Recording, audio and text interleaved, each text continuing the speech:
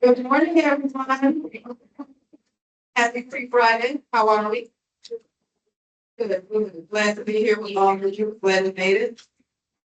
Getting close to the end of another program year. Sped by. Does it feel like that for any of you? I mean, it'll be May in just a couple of weeks. And then June, and then, yes. So are we ready to end another program year?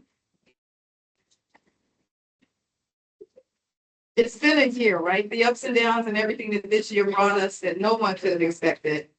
But we're still here. So let's give ourselves a round of applause. Debatable earlier in the year, whether or not we would be, but we are. I'm going to sit myself back down with my knee brace. I just want to say good morning to everybody, and I'm going to turn it over to my staff, and they'll let me talk again. But good morning, everyone.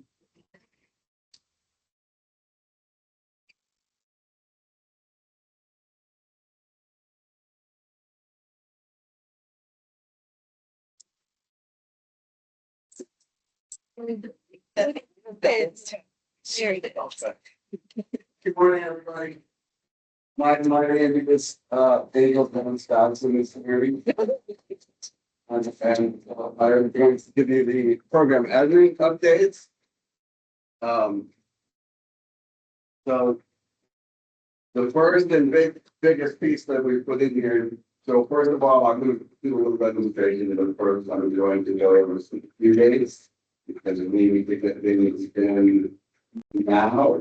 Because although we have not heard all that we want to from our friends at the federal government, we are working on the assumption that we have still decided to get everything that we need to get to close out. It's the federal program here by the end of June. We follow up the due dates on afterwards. Gotta know, do not after this, do not come up to me and say anything with the word extension in it. There is no such thing. So for real, we're not doing it. So first thing is self-assessment. All of the information at the agency self-assessment level was due yesterday. At this moment, the online survey is still open for you to complete it if you have not done so. That will close at 5 tomorrow. And then we will go ahead and have it. If you got any information, you will not change this. The same is true for your agency. So especially for and close of business tomorrow is the end of that process. We need to move on. If you have the part-time, you will find your way to go on without it. But do not comment on before the session. Here's your answer. No. Okay, makes sense. So I have to get this up in by a certain day, so we need to move on. So like I said, we end of your dates. The first thing is tomorrow. This the end of the self-assessment process, meaning the reports and survey completed by the end of the day. April 30th. We have the PIR that is due, and we need to get that report into the federal government in June, not August. So the due date is for input on your hearing is April 30th, so we can sort through all of that, prepare the reports to submit, and identify any missing information in the follow. There are 2 parts this year. That not everybody has access to both of them.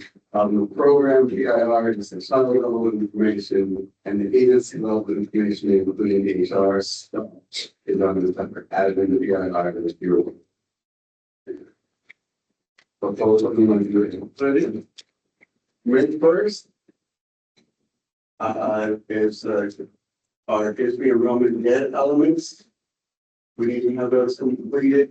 Those are need to go into CPS and be signed off on and included in all of the annual reports for ISB before the CPS school year ends, which is I don't know how it got there all so quickly, but in a few weeks. May 8th for prenatal reports for pediatric visiting. Again, we need to roll those up and submit them to CPS. But the program year by the end of the school year. Then May 13th, we get all the information from the new programs we need to have, so we can integrate those as well. They were broken these down, all right, so it's different elements that they're trying to submit. Right, so the last piece is, are those that in the peer elements that are difficult, yeah, again, this will be information from the students who have already been reported in the enrollment section. At this point, we're just wanting the elements, the parent group sessions, the hours and so on. We don't want it to be names of any children at this point. Those being, and I think of the age group on the first 15. June 5th, the program outcome questionnaires, the ones that are sent, right? They need to be submitted, and the parent information needs to be in there. The very last day there. June 30th, so as long as they get in by that point, that's great. But again, and that day, because your due date, because it's going to say your due date is the same as our due date, we are definitely not empowered to get the section again. Going to be up to us. We need to submit at the same time. That's something. Okay. So having covered the nagging piece, pretty good news, I think, for everyone. The new Chicago Early Learning application is open. It opened last Tuesday, in fact. And for that application, CPS and Schoolman have parted ways. And so if you'll notice, this is not in Schoolman, it's a new application system. I think we'll find it a lot easier to use and less frustrating. It's been put together by Banyan, which is the same company that did behind the scenes placement algorithms and things for the old application. Anyway, for the school, they could not do them. So they just built the front end and you parted ways with a troublesome vendor. So I wanted to just show you this for a second.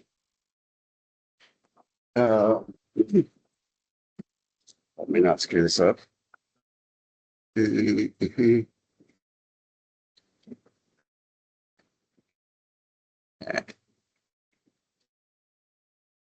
All right.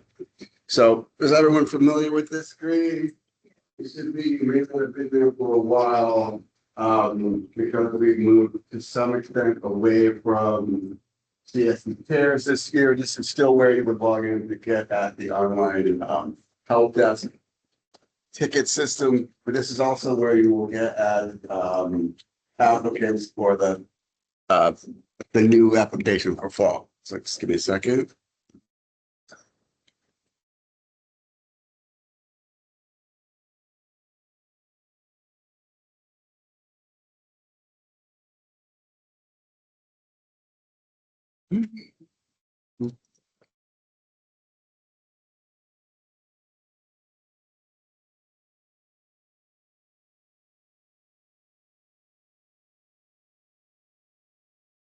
Sorry.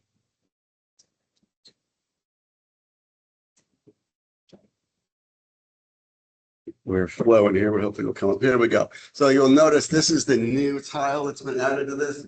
Banyan. That's the name of the new, that's the name of the company, but it's the new application system. It's a little bit tricky to log in when you're coming in as a CBO, so it looks different. So it won't open directly. When you hit the Banyan, it will take you then to the staff login page. You can ignore the top. It's got a thing that says login with DFSS.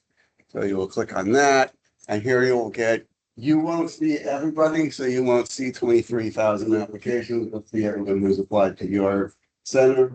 So that's why I'm going to go back and show you this on a slide, because if I take you to the application page, you're going to see all kinds of names that you shouldn't. So we're not going there. However, I do want to show you a couple things. So under the tools menu, I'll give a live update of applications. Again, you will see something slightly different. Just wanted to show you over the last week, this is where we are with the new application. Out of overall, you'll notice that for next year, as they've talked about doing for 7 months now, they divided up the PFA and PI applications by Head Start grantee. So if you were funded through another grantee, you've broken out. So here's Start Early, Henry Booth House, Easter Seals, Cal Robertson, Chicago Commons. And then for those of us staying with PFSS, we have the total applications over the last week. So there's other fun stuff in here that I don't really understand yet, so I'm not going to show you. So I'm going to go back. Sorry, here we go. All right. So the screen that I can't show you, again, this is how you log in. The screen that I can't show you because on my page, they will have names on there, is how to, once you are in here, how you can apply on the monthly family.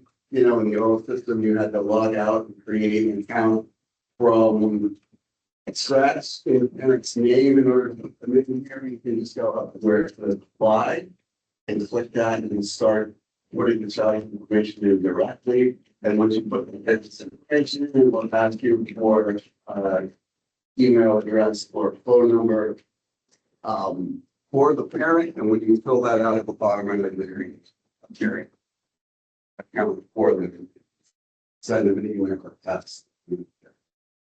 You'll be able to do that on behalf of the family without sending it to someone else. It'll be much easier. And next, you can apply, you get to add a child screen, you can immediately be able to add them, make sure that you're applying to yourself before you log hours. Otherwise, because access is control of like agencies they're associated with, I believe it'll disappear and you won't be able to find them again and you get required to help them with their like the extent. Okay. So that's that. There is a more, I stole like 2 slides. There's a more sophisticated presentation that we can send out later. From your end, so you have yes.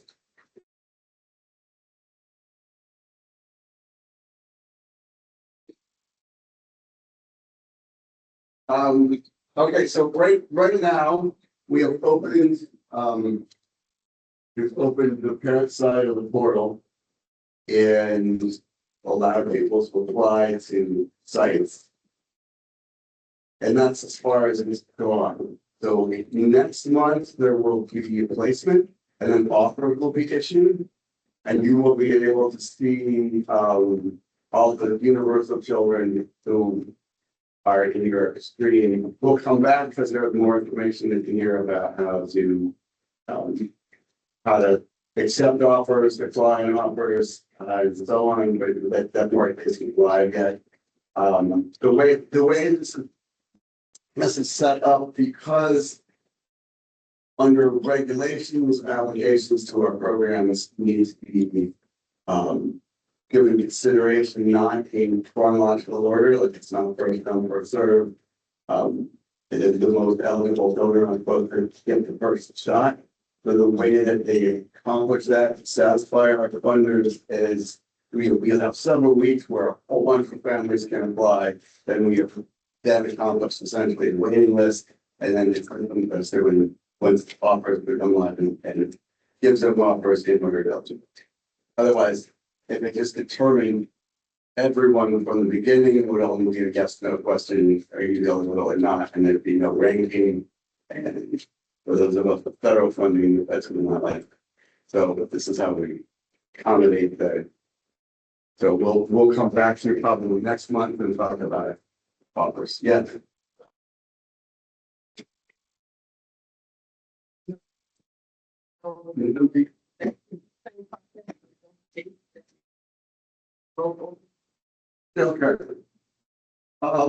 It depends on as of one day. I know I'm forgetting when they told them, but when we build out the system in the back end, there's programs in this a few weeks ago. Everyone who had an offer in schooling at that point was transferred over, and if they're eligible for return next year, they're given a returning offer.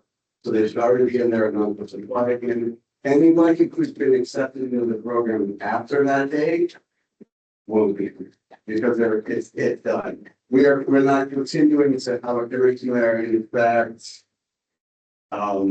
Because all of our program years are ending soon. We're gonna start off school soon. Roughly, the target date is right around the last day of school for CPS. So we can't even continue to get started to be gone. After that point, if you need to support a child in application, so because you need to get a CPS ID, just go ahead, even if they're starting earlier, we're really gonna be tracking that the same way. So go ahead and put them into the new system. And that will give them an idea.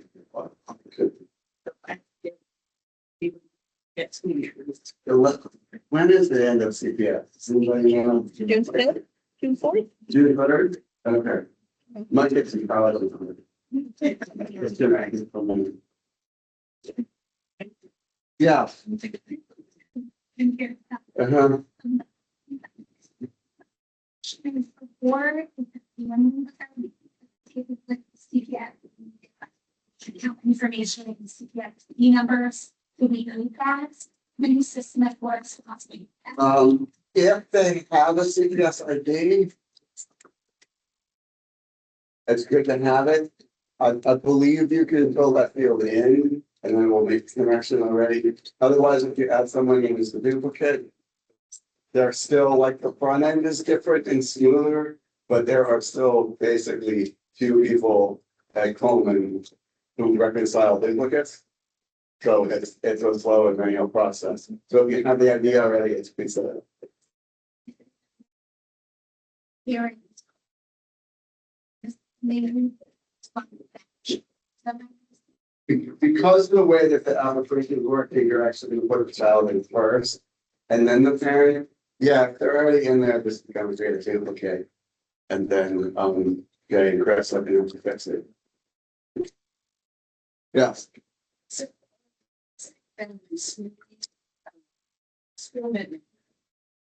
You're saying after June 3rd. We get the number of Banyan, if it's pretty. Yeah. Okay, and this is gonna be communicated in the writing to us that this has happened. Yeah. It's. Are you saying you're not kids now that you don't have an ID for it? You, okay. That's a little bit. We're in kind of a gray area because calendar wise. Our grants our state grants are always to July 1st to June 30th. And many programs that we have been in the FAFBI with us this year will be under their other Head Start grantees starting July 1st. So we're not tracking that, like, that's why we're shutting off Schoolman and beginning with, after that point, we're in Banyan, but we're only able to work with the children who are quote unquote ours in there funded but to some capacity, otherwise it's probably goes to another route. But because the year ends there, and for most programs, definitely like the year begins in August.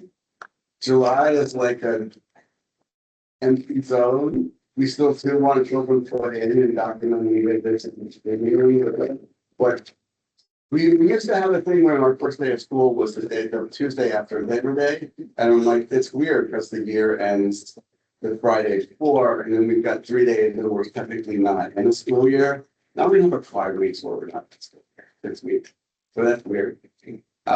We'll still have to be putting kids in, but they'll be applicants for 26, 27. Because 25, 26 ends June 30th.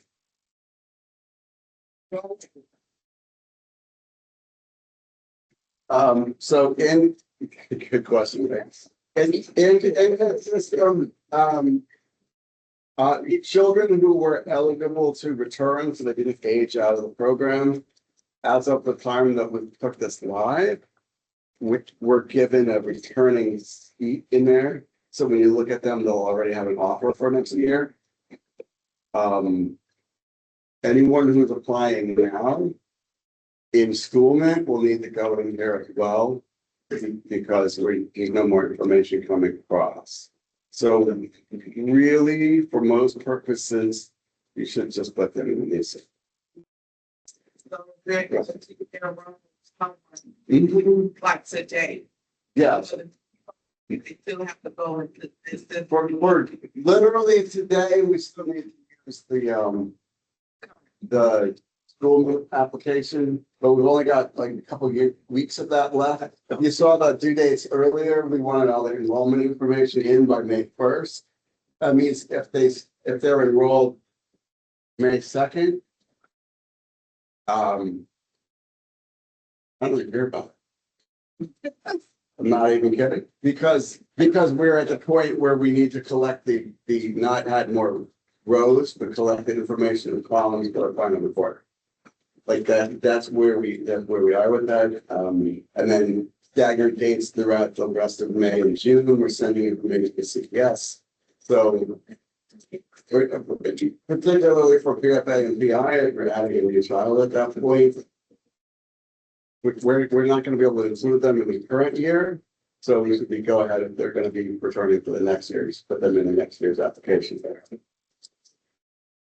And there'll be more information, as we're closing out this year at the same time, I think we'll come back at the next one. We actually have, a PIR spreadsheet, and date file is the one they're updated for next year. They're prepared on the back ends that we will be opening them soon. So if you're adding new children in May and June, you'll be able to add them to our next year's systems.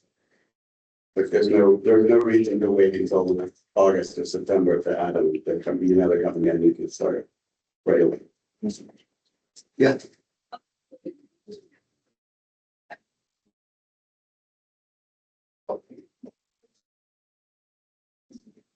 Yes.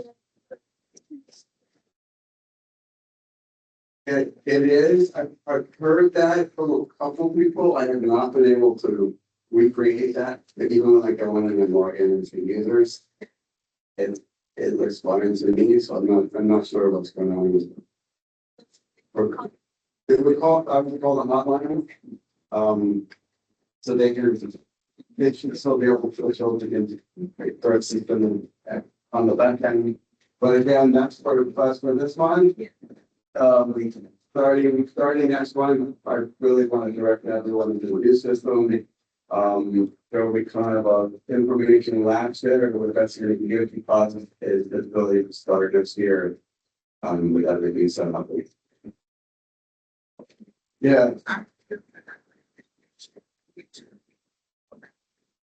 Yeah.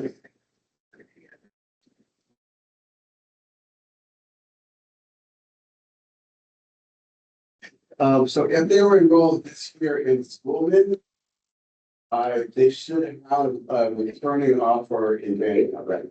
So we did take all the kids who turned 3 for the last year and move them over and try to give them applications in the PFA program. So you should be able to see that. I'm not sure how that will work for you this time next year. But there's a whole lot we don't know about that. But for now, we were able to do that because we will lose control of those things. To Henry Booth House when Schoolman shuts down, but in terms of setup right now, that's still us. So, yes. We can be operating at 3. Yes. Yes, we will. I'm not covering that piece today because you can't get at it yet. And everyone will forget because it's about 4 or 5 weeks out before the replacement. I'm not completely sure what the date is. It's always, I don't know, trying for this, I don't know, but it's always around my birthday, which is late, man. Because several previous years, Justin means CPS set up like we're going to do placement testing late at night, so we need you to log in with us after hours, so we can make sure everything is working. This is either the night before, several years in a row. Anyway, guys, I'm not kidding. So, wait a minute. So again, we will be, it's actually sent tomorrow, this morning. There is like a training piece for the other part of this. IOC offers, accept offers, change your slot matrix, and so we're gonna get all these things in here. But you can't do it right now, so we will be offering that closer to the time when you have access, so you'll be able to gain that information and then turn around and. Okay. Thanks, everybody. If you have other questions, feel free to send me an email. You will be in that. Who are you? For me, Angel, yeah, I mean, search them, so it's Craig dot Sandy, and JP, passes, target guy.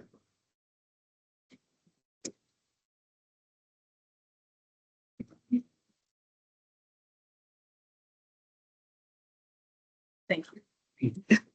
Good morning again. I apologize, moving slowly. Okay, everybody's looking at me. I am 70 years old, in case anyone doesn't know. And day before yesterday, I was walking with my daughter and grandson, lost my balance and went all the way down on the ground, including hitting my face. Really hurt my grandson's feelings. He felt like he should have caught me. So I was spending the night at his mom in his house because he's like, I gotta keep watching over her. And I'm fine. It hurts, but I'm fine. But I only have a couple of updates. I just want to remind everyone, and said we're getting close to the end of the year program here, but for those of you who are on a federal grant with another recipient outside of City of Chicago, effectively June 30th, your contracts will end with us. Just need you guys to hear that out of my mouth. Effectively June 30th, your current contracts for PI and PFA, if you're under another recipient, will end with the FSS. We will have no contract authority with you after that. Your contract will be with your recipient. They will then work with you in managing it. Your funds will come from them, et cetera, et cetera, et cetera. Any questions from anybody in the room? Because I know this has been a really big, fast-paced process. And I just want to make sure that you guys are getting your questions answered and that you understand what's about to occur in just 2 months. Yes, ma'am. In effective June 30th, if you have Head Start or Early Head Start with one of the other 5 recipients, Chicago Heights, Snow Harbor, Learning, et cetera, your PFA and or PI will move over to them. They will then manage that grant for you, which means your contract with the FSS will end effective June 30th. Which also means we have no contract authority with you, and all supports and everything moves off of DFSS and over to the new recipient. Everybody understand? Yes. So 4th of July, upcoming EDP, folks who are no longer contracted with PFA and PIB, they need to come. They will not even be invited. One of the things that it's not that we wanted to do it that way, but we will no longer have the contract authority and work directly with you. It's not like we're gonna go away. I mean, people still be available, and I guarantee y'all can call me for the MSS. That's fine. But as far as the movement, we need to effectively do it in support and respect of the other recipients. And so we will downsize this meeting accordingly to those individuals who are recipients, either federally or state with the MSS. Your CSD update is going to change as well, because again, when we're doing things, I just have to say it costs money for us to do all of these things, right? And so as money is shifting, because when you move money over to 5 others, you're taking money from the MSS. And so I have to internally look at all of our systems and make sure that I have done them in accordance with the amount of funding that we have. And so we are making some moves and some shifts as we have to. And so, yes, the EDPD meetings starting July will be with those that are funded either federally or state by DFSS. There's some other support services such as our health and safety modules, right? As the DFSS funded initiative, that is something that's not gonna be accessible. Our CSD update, we're gonna have to fix our listserv. All of these things are things that we're gonna do. Because at the other side of this, what we can't do is be communicating something with you that your recipient isn't, or communicating it with you differently. And so we will do everything we can to give you as much information and answer as many questions between now and then. But understand, this changes everything. Okay? Yes, With this concept changing, we will. well, no, because we still, being city, we use the city system. I did email my staff, because I know we're trying to not just do the meetings here. We used to go to Truman and then here, and we're trying to go back to Truman again. And we've been approved to go back. Which one? Okay, so I'm trying to reach you guys. Okay. We're working to go back to the Truman facility as well, so we're not always on this side. And but again, it's just, we will, there's the size and capacity, there's another space in this building, but I don't think it still will accommodate us. So we will probably still figure it. Yes, If an agency has split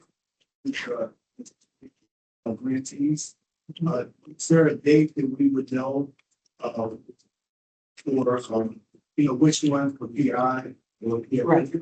So the question for those that would be doing that, if your funding is being split, meaning PFA to one and PI to the other, what is the effective date and when will you know it? As soon as I know, because I keep asking that exact same question because I don't know clarity for two reasons. Number one, I gotta build this new thing. And so I want to put the right pieces in place. And so there is a couple of things that are stumbling blocks in that I don't have all of the last movement of agencies with their PFA and PI. And so as soon as we can get that, and I keep asking the question because it makes a difference internally, how we're everything to do.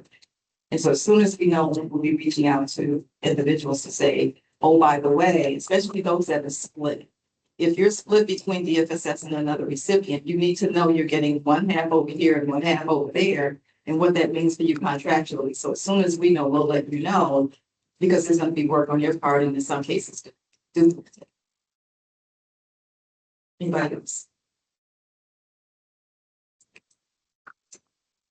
So a couple of things will remain because they're citywide. For example, the scholarship is citywide, even though a part of it, well, all of it is managed by DFSS right now. A part of it will be managed, and that's the corporate side of it will continue to be managed by DFSS. But that's still a citywide opportunity, so that does not change. The staff will still have access to apply for the award scholarship. One of the other citywide pieces that we're leaving in there, we do the community needs assessment. And then we have been sending people links, and when you're doing applications and things like that, you can click on it and get data. We're still going to be doing that as well. That's citywide. But a lot of our support services are going to be reduced and minimized to meet the contract funding that we have across federal and state. Okay. One last time, any other questions? Yes.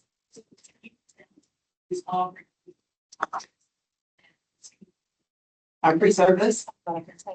I should recall that appendix. It will be for the emphasis funded agency. Yes. So again, I don't like doing this, but it really ends up being the amount of funding that we'll have going forward. And so yes, we will reduce the size and capacity of our pre-service corps. And that's next year. It's for next program year, but it is this August. And that's why I'm reminding you, July 1 is when your contracts move. And so August, we're working with our vendor to look at downsizing our pre-service because again, it's attached to funding for us also to start. I know that there is a look at doing some professional development across all 6 of us. The CPS is leading it, so more to come of that. We're not there yet, but right now the one that's hosted by the FSX will shift from August as well and be downsized. Anyone else? And I don't remember because, you know, you get knocked upside your head, you can't remember everything you said. That's not the reason. I don't remember if I said this to you guys before, but our FA1 that we were up for has been postponed. Yeah.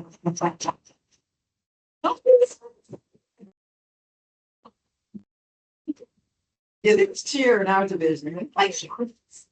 And so we have been waiting on 45-day notice and I got a notice, but it said postponed.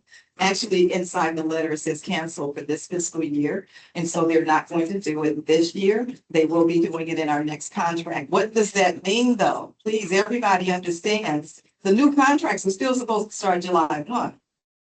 All your revisits this month next. Okay? Somewhere in here, we still would be going through that grant application and they can finish grant application and go right to an FA1 in the turn of a hat. And so don't stop doing what you're doing. I've said that to my staff. You still need to be, and I said it, this is a refresh. We've done these before, going back through your files, making sure that the children that are enrolled are eligible for Head Start, that the documentation is in the file, that your staff meet the credentials. If they don't, that they have a current an active professional development plan, not a professional development plan wrote in 2017. Just saying, needs to be current, meaning what am I doing this program year? What am I doing next program year to get my credential that I need for the position that I'm holding? And it has to be active, meaning that you're going in and updating it. If I finish the course, I should go back into my professional development plan and say, congratulations, you finished that course. What are you registered for next semester? That's an active professional development plan, and that's what they'll be looking for. Okay, but right now it is not happening, so you can breathe a little bit, but don't go back and tell everybody it's not happening because it still will happen. What they did say in the letter is they wanted to align it to all of our grants. The one that we were up for was Early Head Start Child Care Partnership and Early Head Start Expansion. Aligning it means Head Start, Early Head Start CCP, and Early Head Start Expansion all at one time. So now that I've said that out of my mouth, go back and make sure your whole house is in order. Okay? And I can't tell you when, I just know what they're thinking. Okay? Any questions about that? And it's okay to cheer for not doing a review. It's okay. Yes.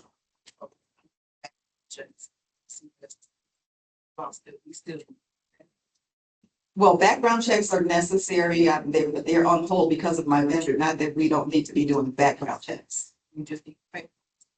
We're looking at that right now, trying to figure out exactly what we need to do. So we will be putting something out letting you know. For those of you who don't know, if you have not been trying to send a staff to Active Biometrics, you probably don't know. But right now, Active Biometrics is on hold and not actually doing background checks. You still need to be sending everything through DCFS anyway. And so you do all of your due diligence on your side of the house, keep that side of it moving. In order to get a CPS background check, you would have to go to Active Biometrics. We're not able to do that right now. So we're working, trying to get that started again, because that is an issue. And we understand there's some folks out there who have staff that they can't get through the system. Any other questions about background? Yeah. So just to clarify, if we're hiring new staff, saying Accurate Biometrics, are we sending them to a different vendor or is it DCFS background check? So your DCFS background check document, make sure you do all of that because that connects directly to your license. Don't stop doing that. I don't have another vendor to send you to. We're looking to see if there's an alternative at the city level. As soon as we can verify and clarify all of that, then we'll send out a notice. Anyone else?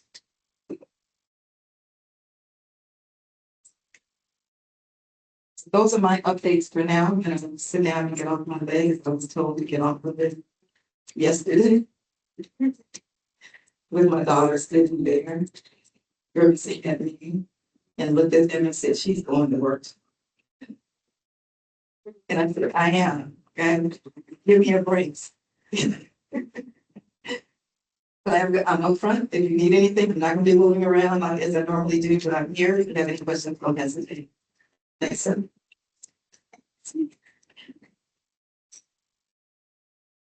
Good, okay, come on. That's fine. I got a turn first. Thank you. You're welcome. Thank you. Sure. Before we hit this, I just want to say who I am. My name is Sheree Johnson. I am the Senior Director of Program Operations and Quality. I'm not just saying that just because, and even though I'm frowning at my deputy because she, disclosed additional details that she didn't tell us yesterday, and me and Jocelyn were like, oh, really? Okay, okay. I'm so fine. But I wanted to introduce myself, one, to some of you who may not know who I am, but I also want to introduce you guys to two new people who have joined us today. So you guys can join me in welcoming two new members of our team here in Children's Services. We have Carmisha Knott, as well as Regina Taylor Strong. Regina, stand about it. Are they new to the city? No. Are they new to Children's Services? Yes. So what better way to just welcome them to the team, like just coming and joining us in a meeting of 100+ people, just so that everyone can look at you and say hello, right? You guys can have a seat. So, anytime that we have new staff joining Children's Services, we are ecstatic because that means that we are closer and closer to having a fully staffed team here within the city. But we also know that we have additional experts joining our team. So we just wanted to let you guys know who they are and what they'll be doing. So they will be support service coordinators on our team. They will be joining our quality team under the leadership of Catherine Soto. Catherine, raise your hand real quick. Oh, there she is, by the door. Everyone should know Catherine either by face or by email, because if you're participating in anything related to professional development, trainings, etc., our quality team has been our really strong team to support with a lot of those efforts, in addition to all of our other contents. But again, Carmisha and Regina will be assisting with professional development, trainings, technical assistance supports for those agencies funded by the FSS. So a reminder, in addition to what Sorrento just mentioned in terms of what July 1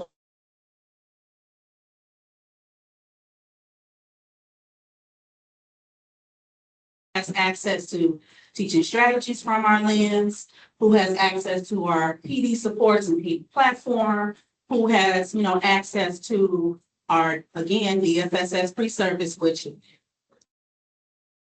it's a reminder for you guys something. So two things. First bullet being the Chicago Early Learning application for 2026-2027 is open. It is live. It launched on the 7th of April. You guys should be seeing bus advertisements, hearing it on the radio. You have, flyers circulating. We did a mail campaign to various homes of parents just to let them know in both English and Spanish that the application is there. We do have the application available in 8 different languages. So if you go to the Chicago Early Learning website, in the upper right-hand corner, there's a little drop-down arrow where 8 different languages can be selected. But this is just a reminder that the current program year application does, and it is still open. I know someone said earlier that there was trouble with accessing the current program year application. It should work. And if it is not working, yes, please immediately alert the CEO hotline so that we can troubleshoot to see what's going on. But both applications are open. They are live. Offers will be going out in about 2 weeks into May, something like that. I know Craig was making mention of some things that are coming in May. But once a parent applies for the upcoming program year, they will get an offer letter that will advise them on how to accept their, first selection, if they want to bypass that one and go to the second, etc. If they want to be waitlisted, all of those instructions will be given directly to the parents. If any of you have any questions about anything, you're welcome to scan that QR code there or go to Chicago Early Learning. If you put it in your search bar, it'll take you right to the landing page where you see this handsome young fella at the top of the page. I just love our marketing materials because we have the cutest kids just ready to smile. You don't have to force them. You know how, well, for me as a child, I smell spray, be like, these kids don't do that. They be ready, like, So that's reminder number 1.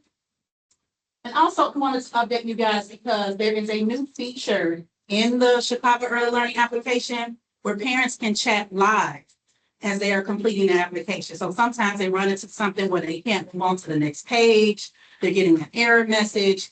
There should be like a hover button feature where it says chat with me or something like that. They click it and someone can assist them while they're completing the application. Okay, so that is a new update. Wanted to make you guys aware of that.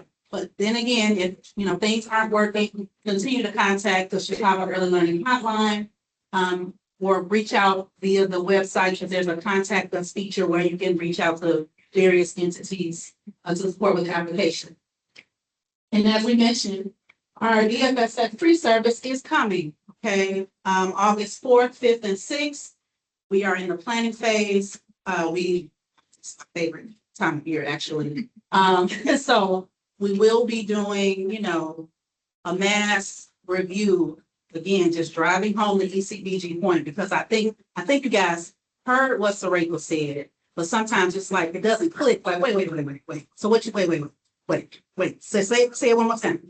So just making sure that you guys know when it comes to services provided by DFSS, we will be doing a massive overhaul of who should be included, who should not be included. What that will entail is our team will be going through a closeout process with you guys. The materials will be shared with you soon. So in my mind, and my deputy may not know this yet, but in my mind, what's going to happen is we're going to do a call of action for anyone who we have down as leaving effective 7/1, which means we're going to have a meeting with you to say, hello, you're on this meeting because this is our official reiteration, not notification, because you guys should have already received notification. You should have received notification from us, and you should have also received notification for whoever your grantee is saying, welcome aboard and all of that. We don't know what they've said to you because we're not them. So if that hasn't happened, talk to them. But in my mind, what should happen is you guys should know who you are in terms of who will be leaving.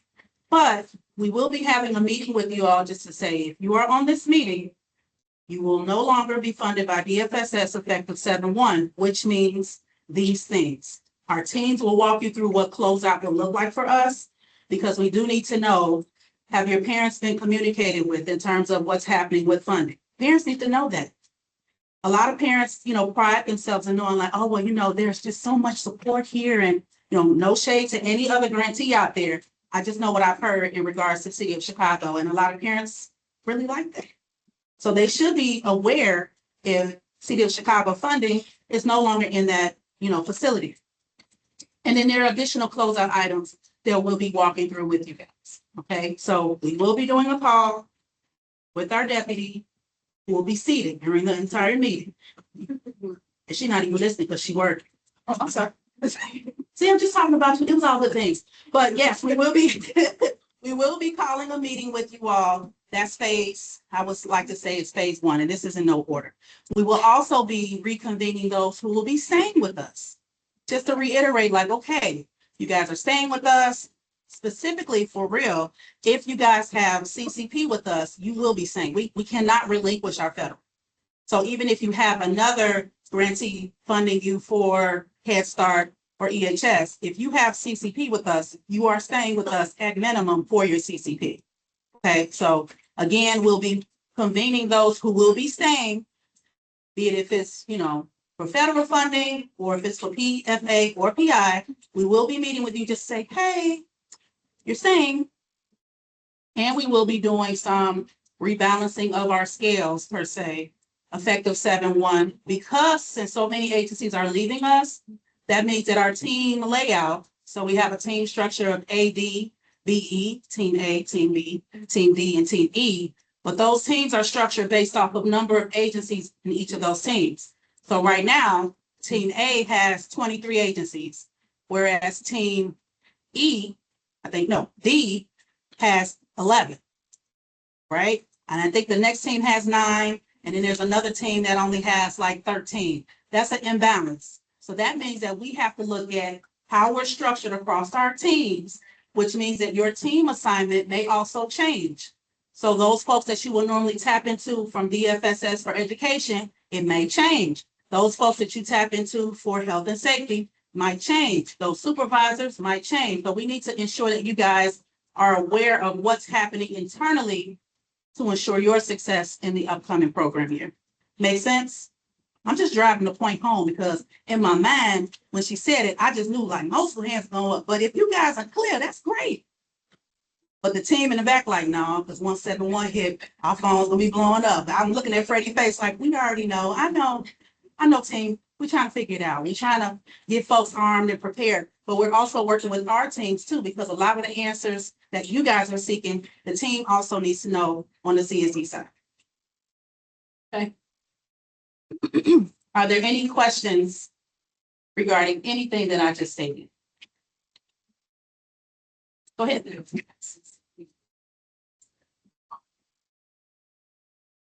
You guys will remain with DFSS.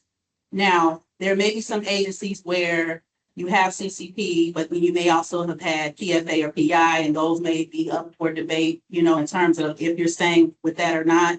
Those things will be flushed out as well. But for sure, if you have CCP, you're staying with us.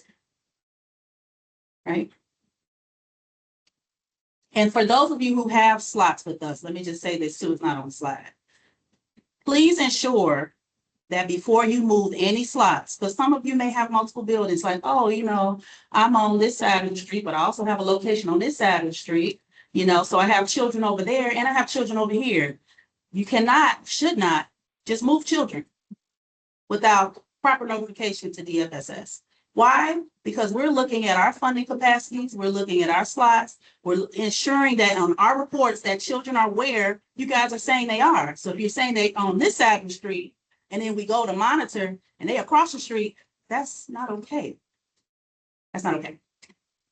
If you ever have questions regarding, you know, slot allocations or reallocation, closure, anything like that, please feel free to reach out to us so that we can properly guide you prior to the move.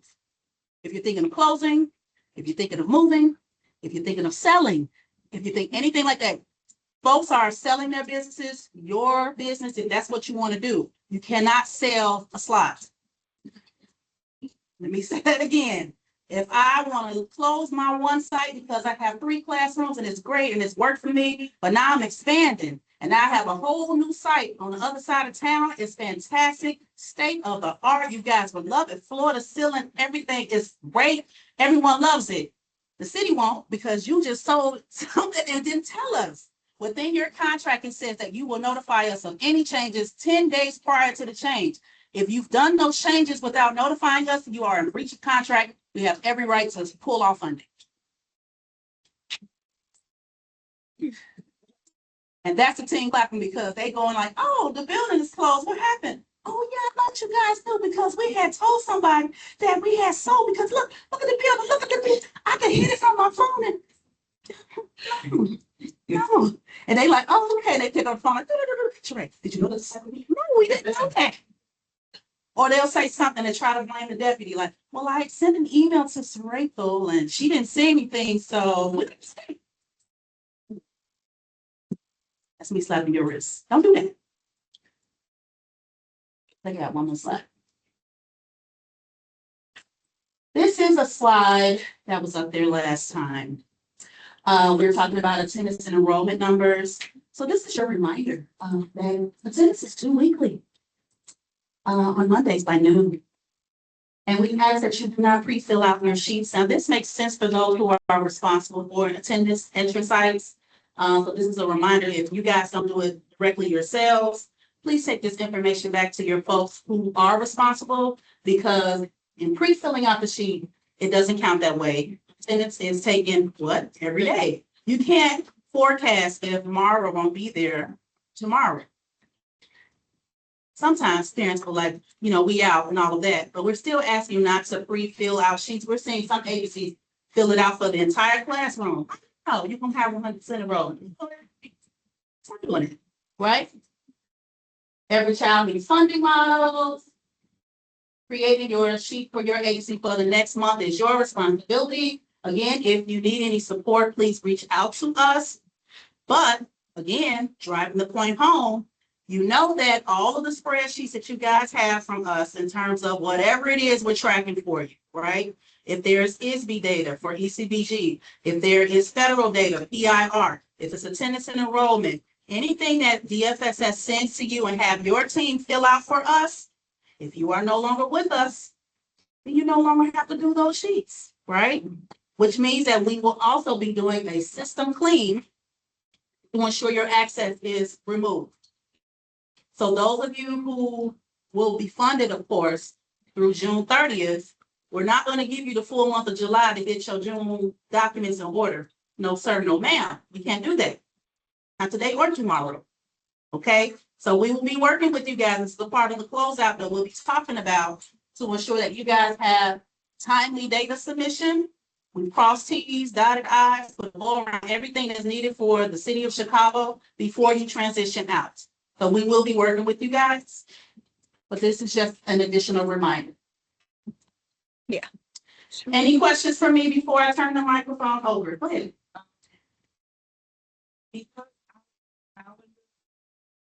Different from everyone else's. I'm from Elaine. Okay. And so we were out for 2 weeks. So I did complete the attendance. So in a case like that, do I wait until we return? In completing that report?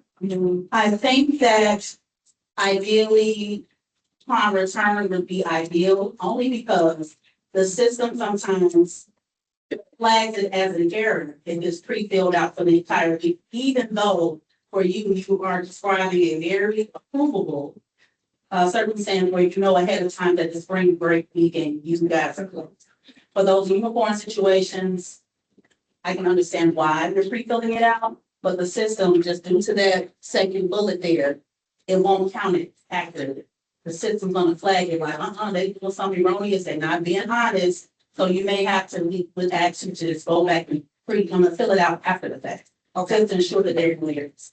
As long as you do it by Monday, well, no, and he comes back and look. Oh, that's you. Oh, are there any other questions for me before I start this? So, if you're close to June 30th, you have to have access to those things. How do we submit the bill notes and based on that spreadsheet? So any of our spreadsheets that you currently have access to, if you are leaving us, at the latest, you will have access to those sheets roughly to the day after, we're going to be the 5th of July, something like that. You have about 5 days to do what you need to do before, access starts to be removed. Because again, we can't leave the sheets open forever. We have, requirements for our reporting. Specifically meal counts, they count for our federal, programs. So we need to have that information timely. So that we can meet it. And I have another report due first. So even if I leave it open until it's there, I still have counted what you put in there after my report's due. What she said. So basically she's saying, don't do that. Hypothetically, not that you have to look at, she look over the shoulder.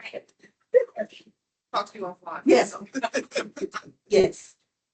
But again, we will be walking you guys through what closeout looks like. At minimum, we will be meeting with those who will be leaving. We will get a call of action to get you guys on the call. And in my mind, we will also need your fiscal folks to be on that call because there are some budget, fiscal finance items that we would need to have in place to ensure dollars are not, left unspent. So we will be having, like I said, the meeting in the very near future, probably first week of May. She don't know this year.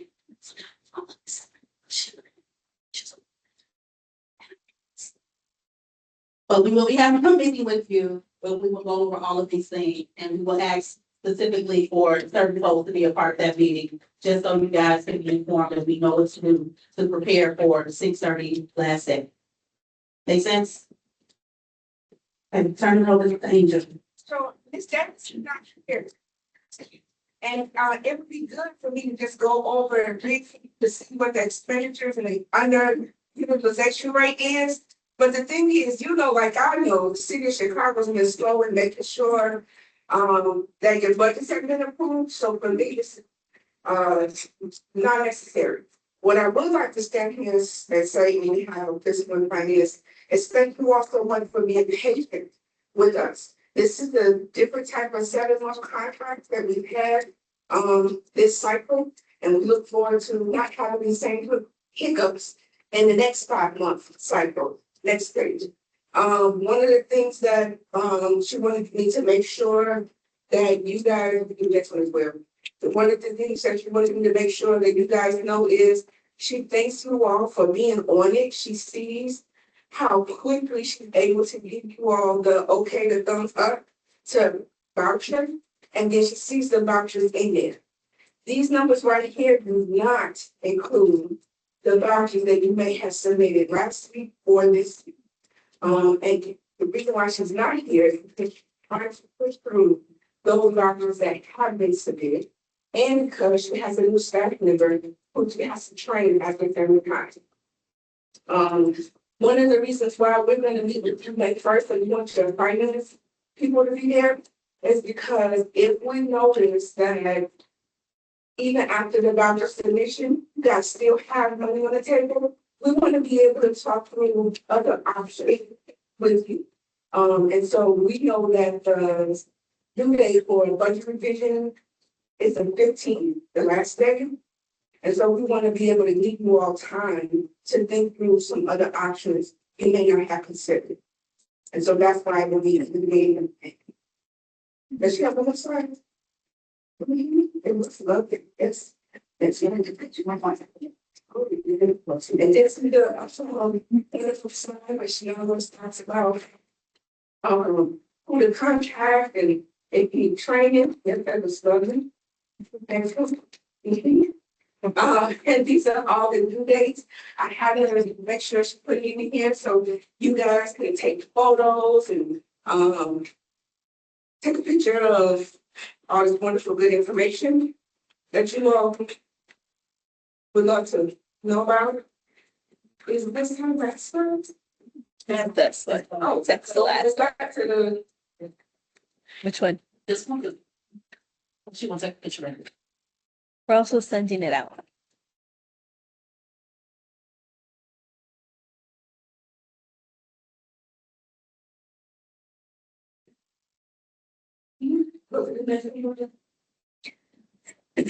ours puts the trainings from our supplier and invoicing on here as well.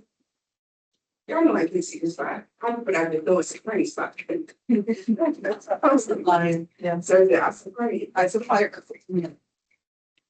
Next training for our suppliers on 5/12 p.m. If you need access to any of the training and reference materials, there's a link at the bottom left of this slide. There's reminders here about your insurance, making sure that it's up to date. If we do not have current insurance for you, we cannot pay any of your invoices. Even, we know that you're good for it and all of that, missing process.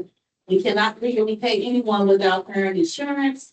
Making sure that you guys keep up to date with your communications regarding voucher auditing and et cetera. So if anything changes in communication, your email changes, your address changes, anything like that, it is your responsibility to notify the team so that you can receive timely communication regarding anything related to invoicing, payment, et cetera.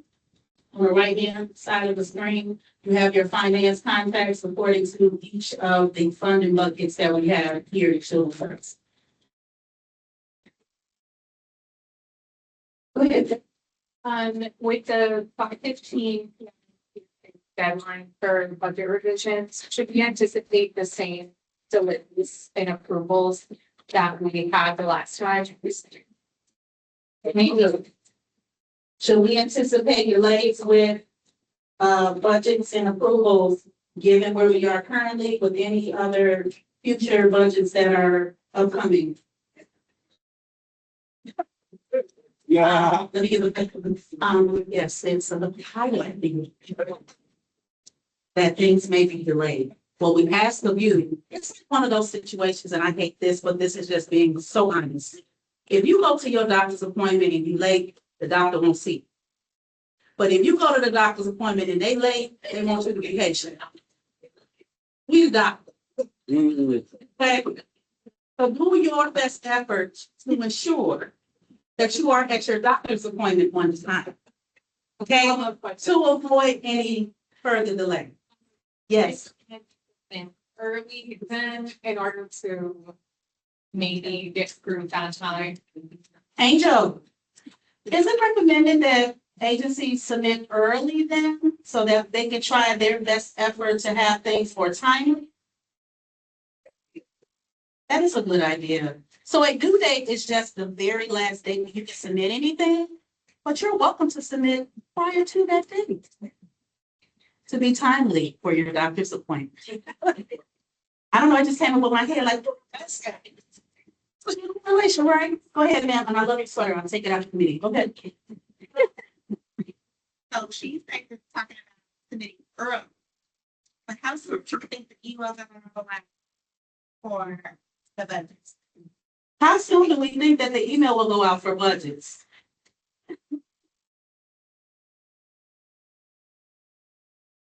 So the way that we're structured, here in Children's Services, we do have a team that sits within our division that is responsible for supporting you with your programmatic items, your templates and things of that nature to ensure that it's complete. You know, doing that initial view before it goes upstairs to the team that does the nitty-gritty work. And that nitty-gritty team is the team that will send you out those emails with your packages and your templates and all of that. So it's contingent on that team. It is likely that if they're delayed with reviewing things that you've submitted, they may be delayed with your communications via email, and I'm so sorry for that. It's not us, but we're one team, so of course, especially when we're the face, it does come back to us as we've done it, but it's an internal process that if there's a delay upstairs, then it unfortunately will roll over to you guys as well. So we try our very best to get information out to you timely, because it is a bit unfair to say, hey, we're sorry that it's late, but you need to hurry up and get this to us. You know, it's unfortunate, so we're trying to fix that. But we kind of don't have any control over that because it's coming from another part of our work. So can you tell anyone who you are? Because we haven't. Yeah. Good morning. My name is Eleni. I am the team that's ready. It sounds so lovely. We're the nitty-gritty team that gets your questions before they go upstairs to finance. So I'm the supervisor. I wanted to come introduce myself and also just make sure that you all know that in your EDP packets we've received today, some of you might have a spend down template. We're asking that you submit that to us by next week, close of business Wednesday. That's so that we have an idea of what your business might be coming in, and also you are structuring out a plan for what your spending might look like, so that like people said when we meet on May 1st, hopefully at that meeting, we all have an idea already of what revisions we need to make. Thank you. Yep. Are there any questions about not just budgets and fiscal stuff, but I mean, that's important, money, these things. But is there any questions for any of us related to anything that was presented today or not presented today? Go ahead, Ken. What's next fiscal community of practice? Hey, when is the next fiscal community of practice, y'all? Who know that answer? Yeah, 1 p.m. it's, y'all know tomorrow, 1 p.m. Now you do know. Fiscal community of practice is tomorrow, Friday, 1 p.m.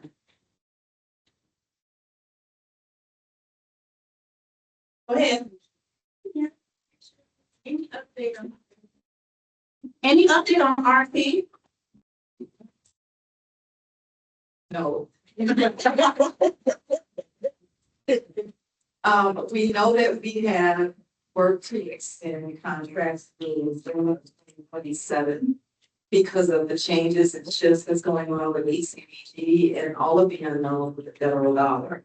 And so with the RFP, what we're projecting is we would get everything done so it aligns with the July 1, 2027 meeting, so that we would have gone through the process awarded and done everything, which is a year out from now. So just project somewhere between now and the spring of next year, begin seeing something very hard.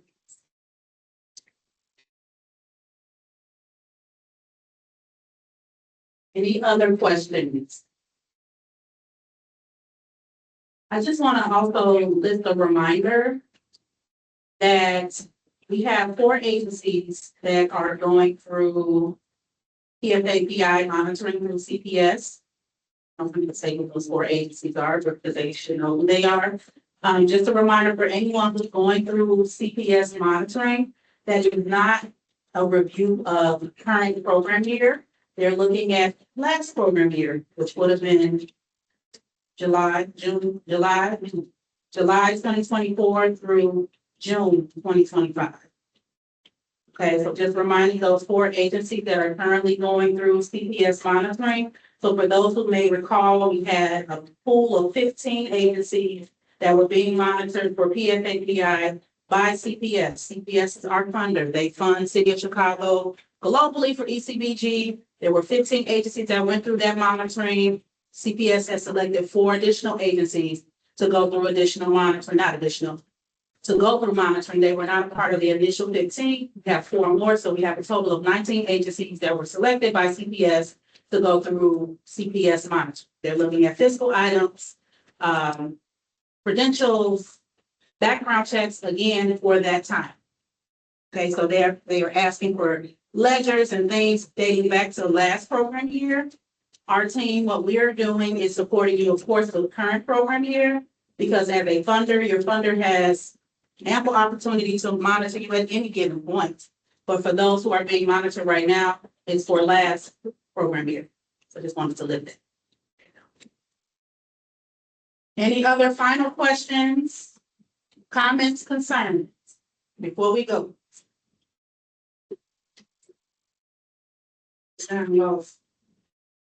I see no wheels turning.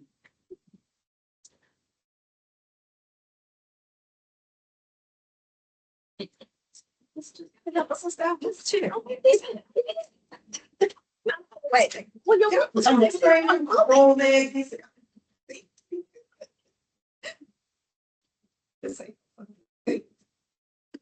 only thing I want to ask, did anyone hear about a Chicago's largest play date?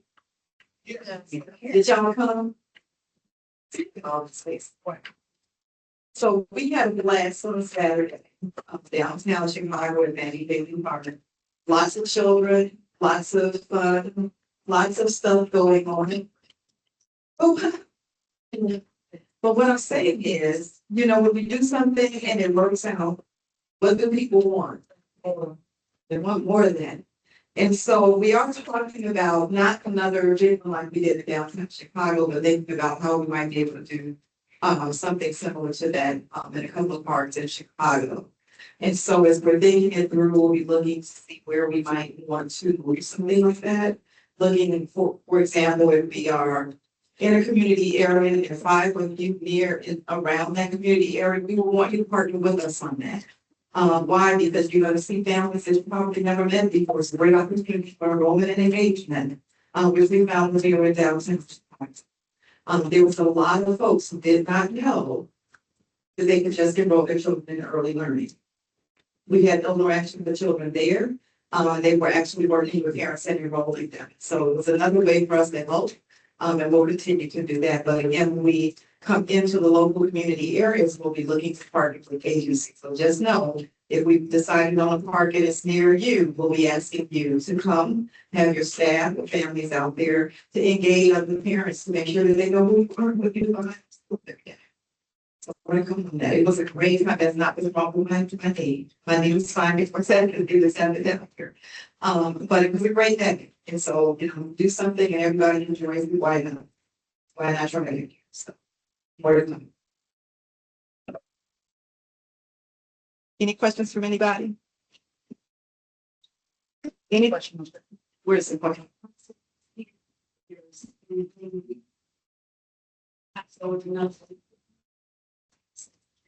Yes. So for instance, the question is, if you were using CSD cares for us and you move over to the other one, unless you are still using our CCAP. If you have CCAP from those, you still are able to put your attendance in CSD cares. Other than that, really people are not using it. But once you move over to your new recipient, whatever data system they use, you're gonna have to use their data system. Because all of your information, enrollment, attendance, and all of that will be captured in their system. So if they're using COBA, if they're using Child Plus, whatever they're using, you'll go over to that system. Great question. Anybody else? I'm sorry, yes.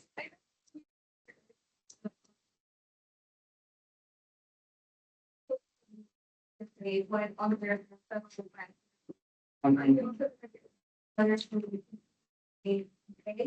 Or are they gonna have that with this?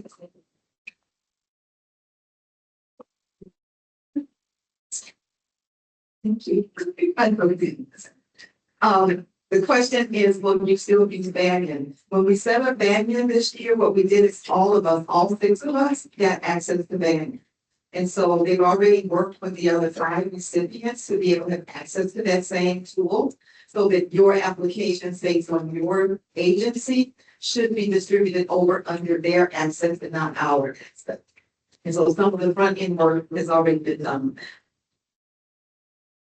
Anybody else?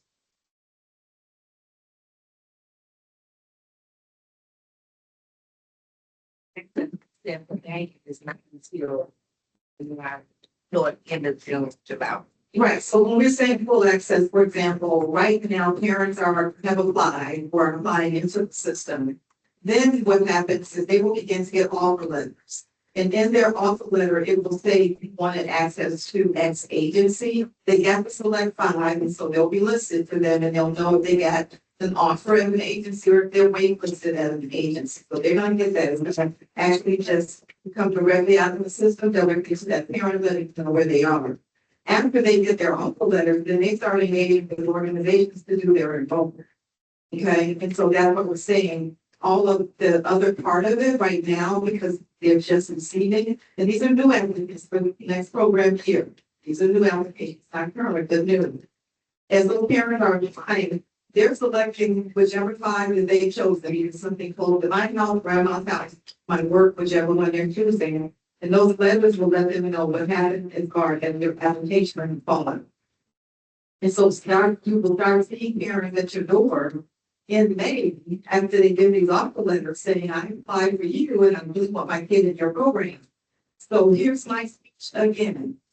Whoever opens up the door, whoever is the face of your organization, please make sure that they know parents will be getting offers, and do not do this. When the parent arrives at the door, I don't know anything about that. I can't help you. How do I know it happens? Because then they tell me, I get an email, Sheree gets an email from, and they call it Interaction with Children. The mayor's office even finds out that there are people out there who say that they want to enroll parents. So if you don't have a current seat for me, what can you do? You can still engage me, right? If I'm at your door, I chose you. Now, that's what I need you to understand. Your people in the front need to understand if a parent took a bus and came to you, walked around the corner and got there enrolled, she chose you. You need to choose her. By making sure that your staff say, hey, I'm so glad you made it. Now, I don't have a seat today, but I'm really glad because I had tried with parents and we worked with their applications. So let me tell you right now, and you know this better than I, you get a kid that drops them every day. So I might have that one for you. If you talk to me the right way, you can wait 2, 3 weeks. If you are the place that I have chosen, that's gonna work for my family. But the moment somebody at their front end does something like, oh, she's all, they get the sense automatically, this is not the right place for my child. And they go back to the application, and I know that. They call the hotline and say, yeah, I wanted that agency, I don't want to go over there anymore, help me find another. Just as quickly as they call in, they also call in. So right now is the opportunity that you have.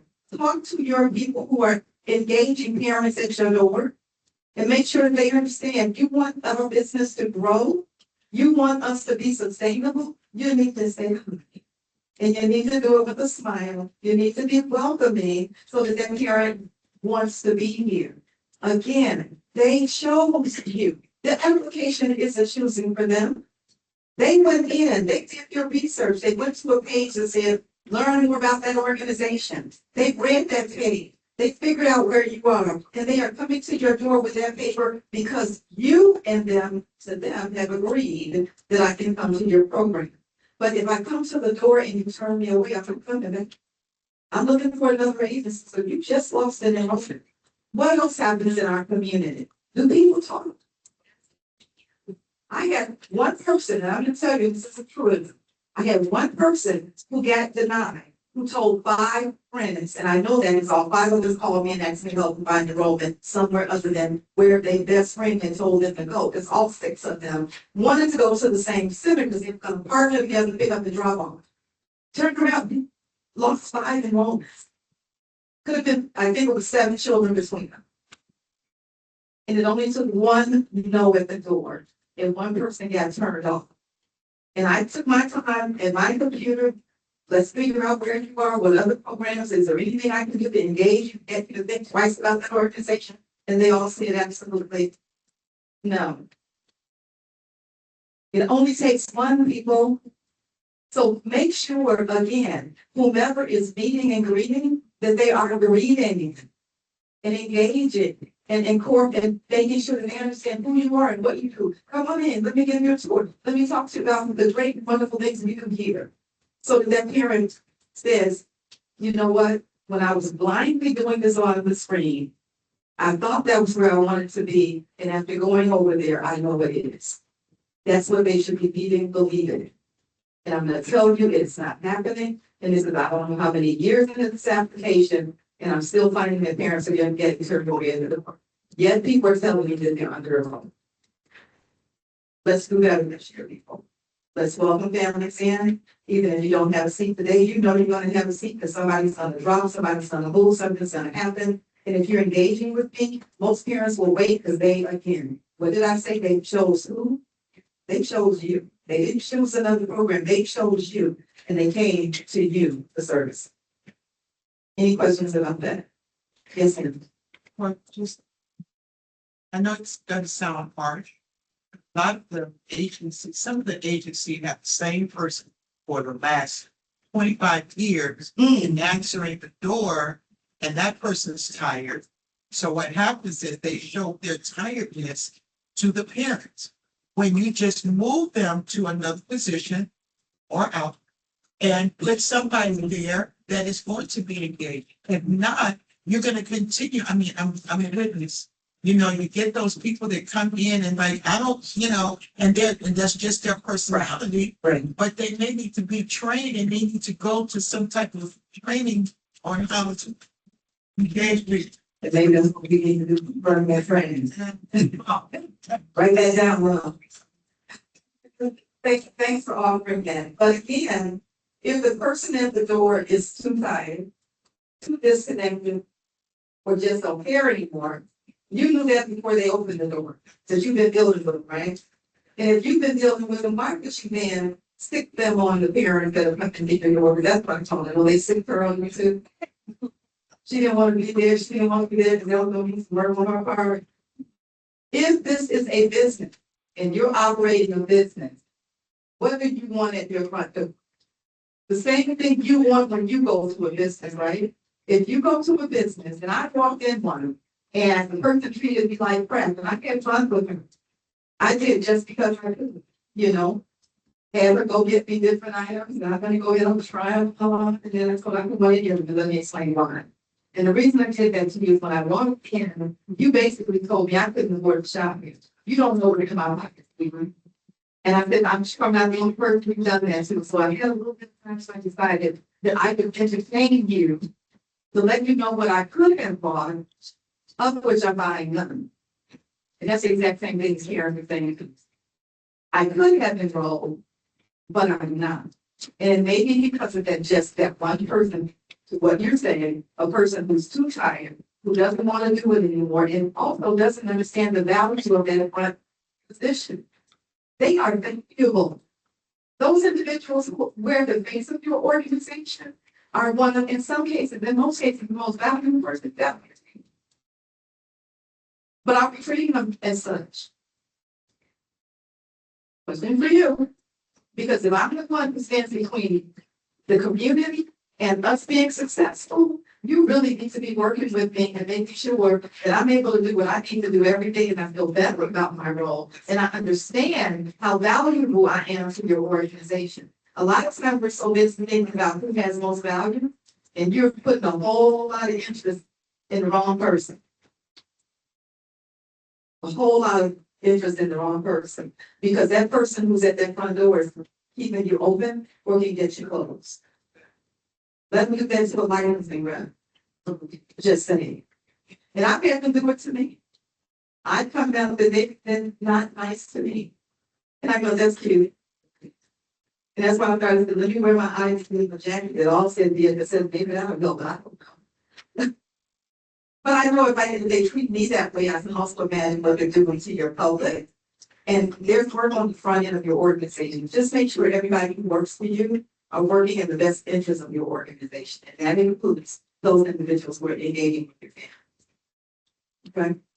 And I'll get all my soapbox. But I don't want a lot of calls this year after this application closes and it's all for us. Bring those parents in. We have been under enrolled all year. We're under enrolled today. Any questions? Any other questions about anything before we give you best time? Anyone? All right, well, thanks everyone for coming and spending time with us. So good to see all of you. Enjoy the rest of your day and have a great Friday and everything.